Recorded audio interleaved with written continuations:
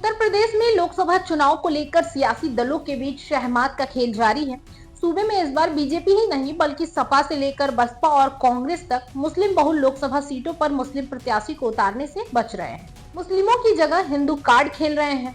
पश्चिमी यूपी से लेकर पूर्वांचल तक की सीटों पर यही पैटर्न साफ नजर आ रहा है। 20% मुस्लिम समुदाय सिर्फ विधानसभा सीटों पर ही नहीं बल्कि लोकसभा चुनाव में भी हार जीत की भूमिका अदा करते हैं। इसके बावजूद आखिर क्या वजह है कि बसपा और सपा मुस्लिमों पर दांव खेलने से क्यों बच रही है? यूपी में मुस्लिम आबादी भले ही 20% हो, लेकिन पश्चिमी यूपी में 26 से 50% तक है। मुस्लिम वोटर 26 लोकसभा सीटों पर अहम भूमिका अदा करते हैं, जिसमें ज्यादातर सीटें पश्चिमी यूपी और रुहेलखंड क्षेत्र की है। सपा ने अभी तक सिर्फ 4 मुस्लिम प्रत्याशी बनाए हैं, जबकि बसपा ने 7 मुसलमानों को टिकट दिया है।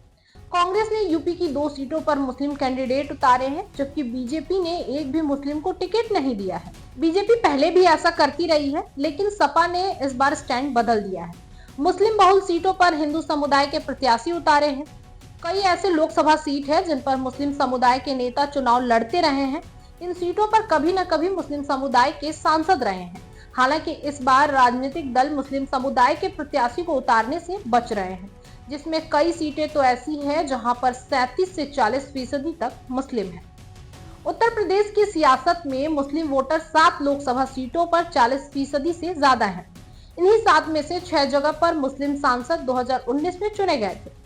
2014 में एक भी मुस्लिम सांसद नहीं चुना गया था। आजादी के बाद पहली बार यह था जब कोई मुस्लिम चुनाव नहीं जीत सका। मुस्लिम मतदाता लंबे समय तक उत्तर प्रदेश में किंग मेकर की भूमिका अदा करते रहे हैं, लेकिन वक्त के साथ सियासत ने ऐसी करवट ली कि राजनीति अल्पसंख्यक से हटकर बहुसंख्यक समुदाय के इर्द गिर्द सिमट गई है।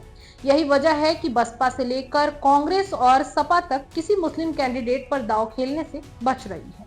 सूबे की सियासी बिसात पर मुस्लिम वोट बैंक की राजनीति अहमियत को अनदेखा नहीं किया जा सकता।